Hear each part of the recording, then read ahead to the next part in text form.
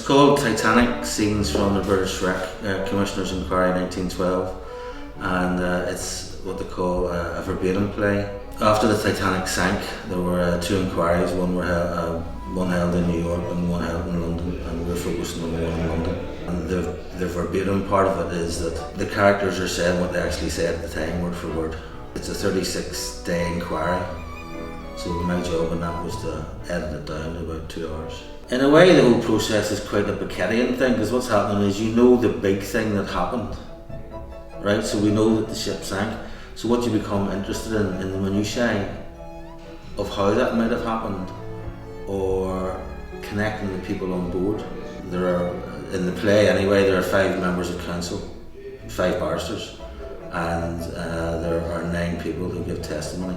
I mean, in the actual inquiry, there were over 99 people who give testimony. So whenever I was starting this off, I always knew that I was going to concentrate more on the human element of that tragedy rather than the ship part of it.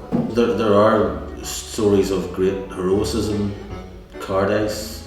If you think about the ship itself, the whole of human life was on it, so the inquiry afterwards is going to be like that. All of human life is there, and they're just telling you what happened. This commission has to do with the Board of Trade and Industry.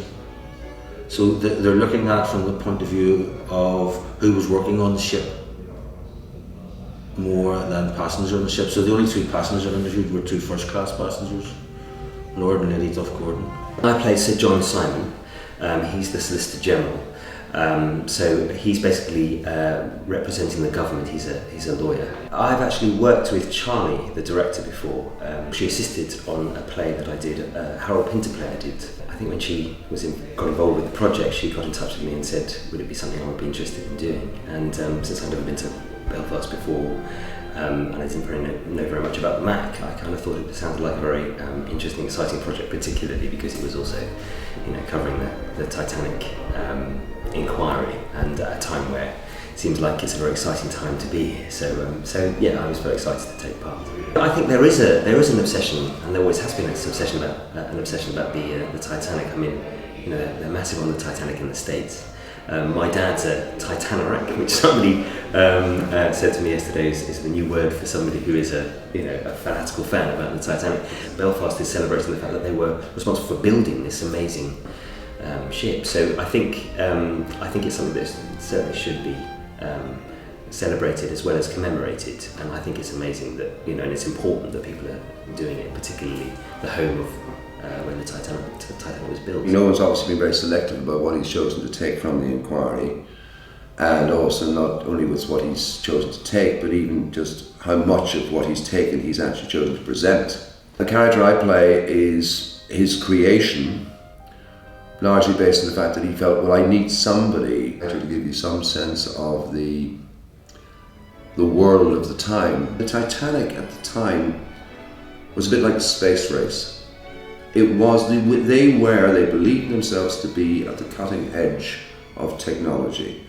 Most of us really don't appreciate what an extraordinary place Belfast was 100 years ago, what an extraordinary energy it had, how highly developed its industry was, how important it was as a world commercial centre. I mean, it was at that time the second city in the empire. It was massive.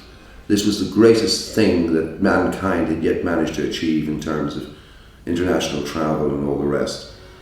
And it was a statement of how great they thought they were.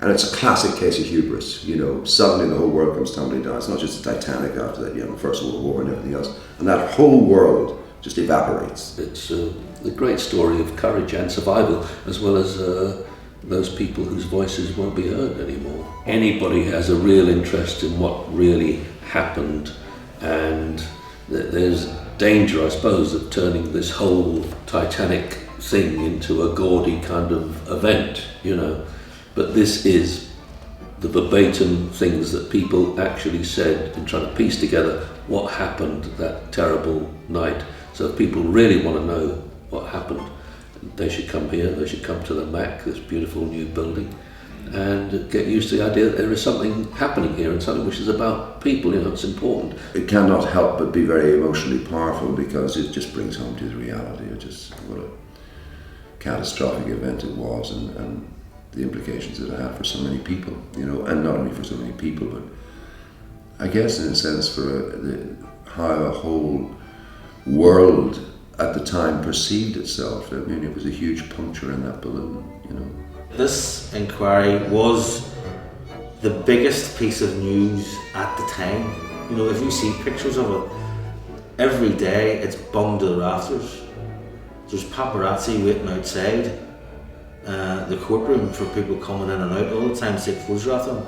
It's in the headline of every paper. So I mean, you're talking about a very, very important event.